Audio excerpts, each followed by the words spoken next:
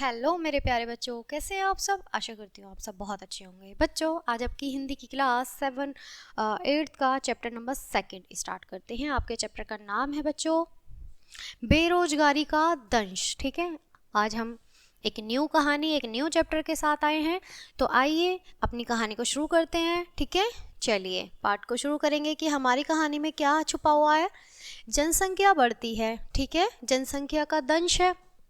जनसंख्या बढ़ती है तो ज़रूरतें भी बढ़ती हैं, और ज़रूरतें सबकी पूरी या अधूरी रहे तो मनुष्यता के लिए उतना बड़ा खतरा पैदा नहीं होता जितना बढ़ती असमानता से पैदा होता है। समाज का ढांचा बदलता है, वैज्ञानिक विकास नए जीवन के नए साधनों के दर्शन करता है। यह अपने आप में शुभ है, शुभ का स्वागत होना चाहिए, लेकिन इस स्वागत समारोह में कुछ तो मालावरण बाकी ताली बजाने देखने के लिए है।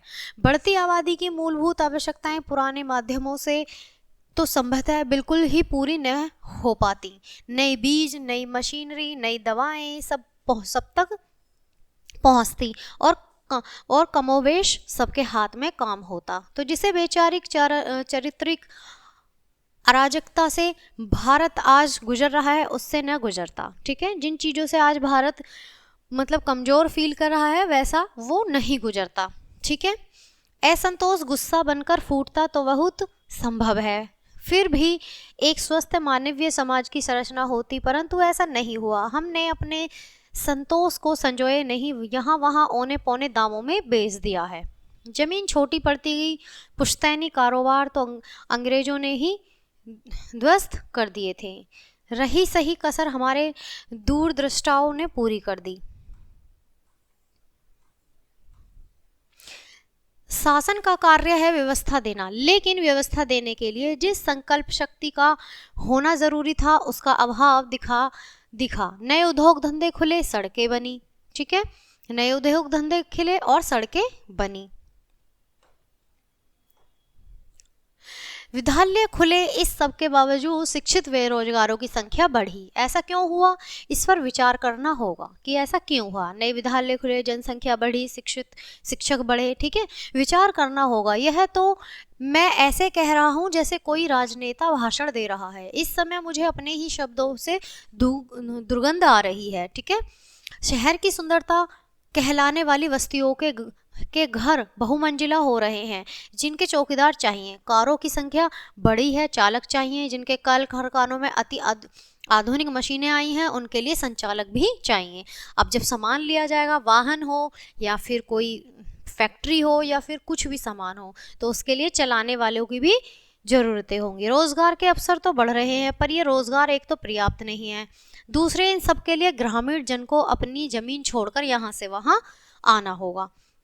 उसके लिए एक अलग घर चाहिए, नहीं तो किराए पर रहो। किराया दो तो खाने की समस्या, पेट भर गया तो बच्चों की पढ़ाई, सरकारी स्कूल में भेजो तो दूसरे दर्जे के नागरिक बनो।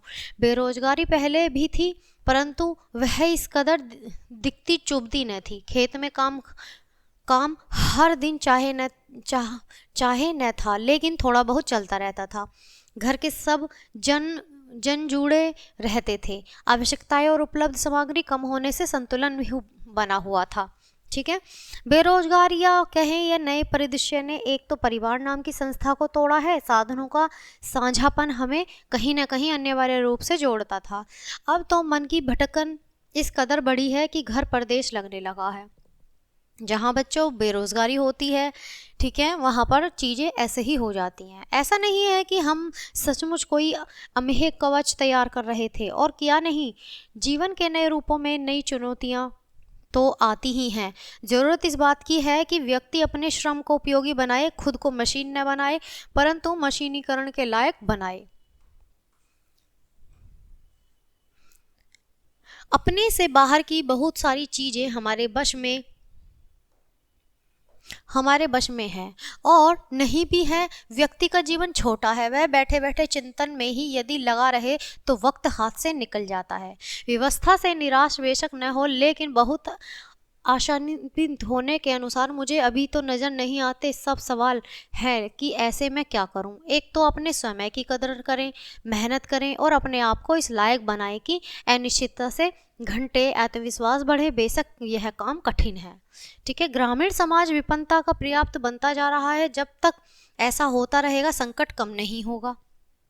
वहाँ पढ़ रहे बच्चे भाषाई संकट के दलदल में फंसे हैं। थोड़ा बहुत पढ़ लिख कर भी वे अधिक से अधिक सफ़ेद पोश मजदूरी ही तलाशते हैं। निर्णय ले सकने वाले नियामक पदों में आज जन दूर रहे, इसके लिए कुछ खास इंतजाम किए गए हों, ऐसा मैं नहीं कहता, परंतु संदेह होने लगता है।